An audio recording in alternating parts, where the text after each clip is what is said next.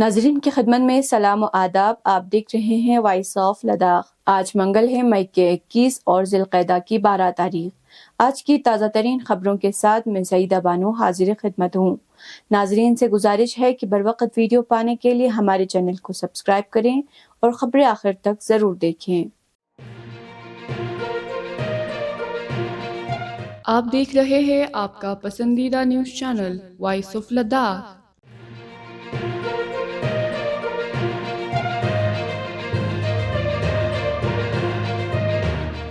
اسلامی جمہوریہ ایران کے صدر آیت اللہ سعید ابراہیم رئیسی، وزیر خارجہ حسین امیر عبداللہیان اور ان کے ہمراہ وفد کی شہادت کی خبر کے فوراً بعد ہی امام خمینی میموریل ٹرسٹ کرگل کے اہتمام سے مرکزی جامع مسجد کرگل میں 3 روز مجلس اعزاء انعقاد کیا جا رہا ہے. اس دوران مقررین نے آیت اللہ سعید ابراہیم رئیسی اور ان کے ساتھیوں کی شہادت پر رہبر معظم انقلاب حضرت آیت اللہ امام خامنہئی کی خدمت میں تسلیت پیش کی.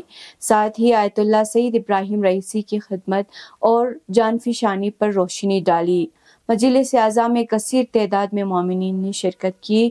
مجلس اعزاء سے پہلے مجلس ترحیم اور فاتحہ خوانی بھی کی گئی.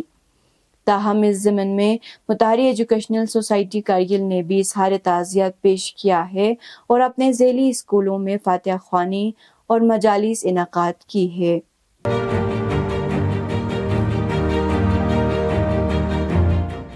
لوک سبھا انتخابات کے 5ویں مرحلے کے تحت کل 20 مئی کو ووٹنگ کا عمل اختتام کو پہنچا.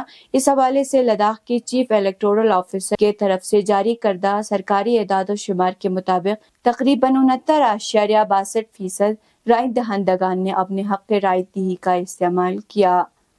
سی او آفس کی طرف سے جاری کردہ اعداد و شمار کے مطابق کرگل ضلع میں رائے شماری کی شرح 74% رہا، جبکہ لیہ ضلع میں 64.9% رہا. اسی طرح پورے لداخ میں 69.62% ووٹر ٹرن آؤٹ رہا ہے. ریٹرننگ آفیسر نے میڈیا کو پریس کانفرنس کے دوران بتایا کہ دور دراز کے پولنگ اسٹیشنوں سے حتمی اعداد و شمار اکٹھا ہونے کے بعد ہی تعداد بڑھ سکتی ہے. واضح رہے، لداخ سے ممبر پارلیمنٹ کی نشست کے لیے کل 3 امیدوار میدان میں ہیں، جن میں انڈین نیشنل کانگریس کے تھرنگ نمگیال اور بھارتیہ جنتا پارٹی کے ایڈوکیٹ ٹشی گیلسن اور لداخ ڈیموکریٹک الائنس کے محمد حنیفہ جان قابل ذکر ہے. ووٹوں کی گنتی 2 جون کو چھٹے مرحلے کے انتخابات کے بعد 4 جون کو عمل میں لایا جائے گا. اس دوران مختلف لوگوں اور میڈیا کی جانب سے سوشل میڈیا پر ایگزٹ پول کو لے کر اٹکلیں لگائی جا رہی ہے.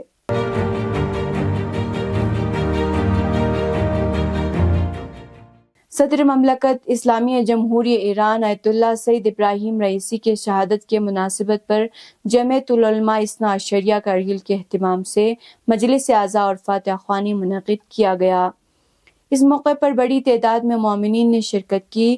مجلس ترحیم میں شریک علماء کرام نے آیت اللہ سعید ابراہیم رئیسی کی دینی و سماجی جدوجہد پر روشنی ڈالی اور انہیں شاندار خراج عقیدت پیش کیا.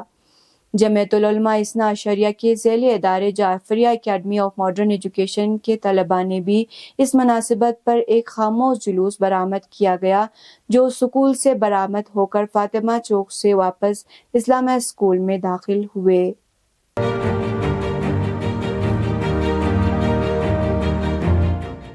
اسلامی جمہوریہ ایران کے صدر مملکت آیت اللہ سعید ابراہیم رئیسی کے رحلت کے مناسبت پر آج سب ڈویژن سانکو میں انجمن صاحب الزمان کے بینر تلے جلوس اعزاء برآمد کیا گیا. جلوس خمینی چوک سانکو سے برآمد ہو کر مین بازار سے گزرتے ہوئے علمدار چوک سے جامع مسجد امام حسن العسکری میں اختتام پذیر ہوئی. جلوس میں شامل لوگ نوحہ خوانی و سینہ زنی کرنے کے ساتھ ساتھ عالمی استکبار کے خلاف اور مظلوموں کی حمایت میں فلک شگاف نعرے لگا رہے تھے. جامع مسجد پہنچنے پر علماء کرام نے آیت اللہ سعید ابراہیم رئیسی اور ان کے ساتھیوں کے شہادت پر روشنی ڈالی. انہوں نے اس موقع پر رہبر معظم آیت اللہ سعید علی خامنہئی اور ملت ایران کی خدمت میں تسلیت پیش کی.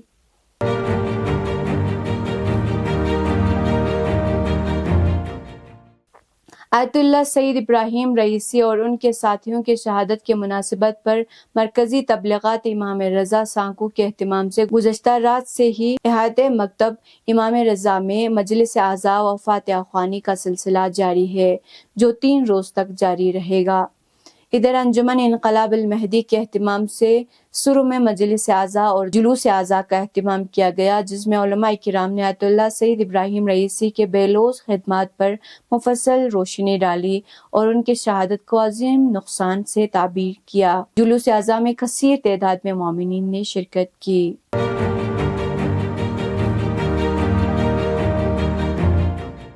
گزشتہ 24 گھنٹوں کے دوران کرگل میں درجہ حرارت کم سے کم 9.6 ڈگری سینٹی گریڈ درج کیا گیا، لیہ میں درجہ حرارت کم سے کم 5.5 ڈگری سینٹی گریڈ، دراس میں درجہ حرارت 3.1 ڈگری سینٹی گریڈ اور زانسکار میں درجہ حرارت 5.1 ڈگری سینٹی گریڈ ریکارڈ کیا گیا۔ اب پیش ہے قومی اور بین الاقوامی خبریں۔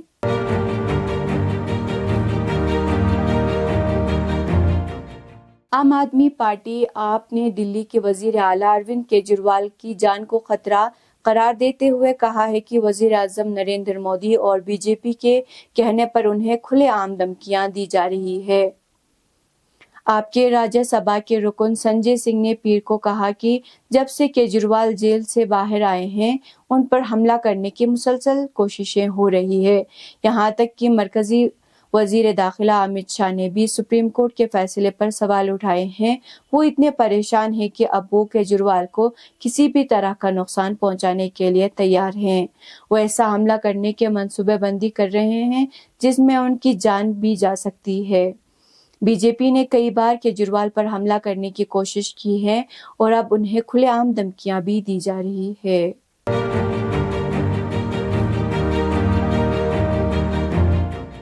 لوک سبھا انتخابات کے 5ویں مرحلے میں ملک کے مختلف ریاستوں کے 29 حلقوں میں ووٹ ڈالے گئے۔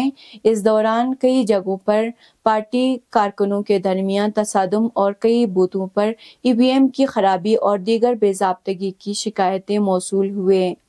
اس مرحلے میں ہونے والے انتخابات میں اہم سیٹوں میں شمار رائے بریلی، فتح پور اور پرتاپ گڑھ میں بے ضابطگی کی شکایتیں سب سے زیادہ ملیں، جبکہ مغربی بنگال میں ترنمول کانگریس اور بی جے پی کارکنوں کے درمیان تصادم کی باتیں بھی سامنے آئیں۔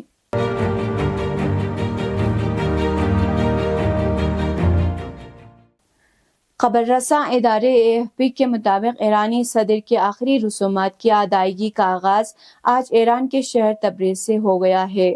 ایران کے سپریم لیڈر آیت اللہ سید علی خامنہئی بدھ کی صبح سے شروع ہونے والے بڑے جلوسوں کے قبل منگل کی رات تہران میں ایک تعزیتی تقریب میں نماز ادا کریں گے۔ اس کے بعد ایرانی صدر کو جمعرات کی صبح جنوبی خراسان صوبے اور بعد از آن ان کے آبائی شہر مشہد لے جایا جائے گا، جہاں آخری رسومات کے بعد جمعرات کو شام ان کی مدفن کی جائے گی۔ اس دوران پیر کے روز عبوری صدر محمد مخبر کی میزبانی میں ایک ہنگامی نشست منعقد ہوئی، جس میں چیف جسٹس محسنی اجائی، پارلیمنٹ کی اسپیکر محمد باقر نے شرکت کی۔ اس میٹنگ میں آئین کے آرٹیکل 131 کے تحت صدارتی انتخابات کے انعقاد کا فیصلہ لیا گیا اور ایگزیکٹو ٹیم کی تشکیل، کاغذات نامزدگی کے داخلے، تشہیراتی مہم کے بارے میں گفتگو ہوئی۔ میٹنگ میں نگہبان کونسل کے ساتھ ہونے والے ضمنی سمجھوتوں کے تحت صدارتی انتخابات کے لیے 28 جون 2024 کی تاریخ مقرر کر دی گئی اور کاغذات نامزدگی داخل کرنے کے لیے 30 مئی سے 3 جون کی تاریخوں کا معین ہوا ہے۔ انتخابی مہم 12 جون سے 27 جون تک ہوگی۔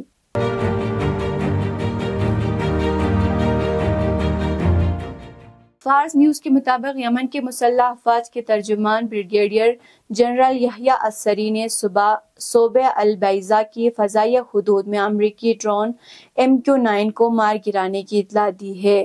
اس رپورٹ کے مطابق غزہ پٹی کے عوام کی حمایت اور ان کی مزاحمت میں شروع ہونے والی وعدہ شدہ فتح اور مقدس جہاد جنگ کے دوران یمن کے مسلح افواج نے اب تک اپنے ملک کے آسمان پر اس نوعیت کی 5 ڈرونوں کو نشانہ بنا چکی ہے۔ یہ تھے اب تک کی خبریں۔ کل تک کے لیے مجھے اور میرے ساتھیوں کو دیجیے اجازت۔ اللہ حافظ۔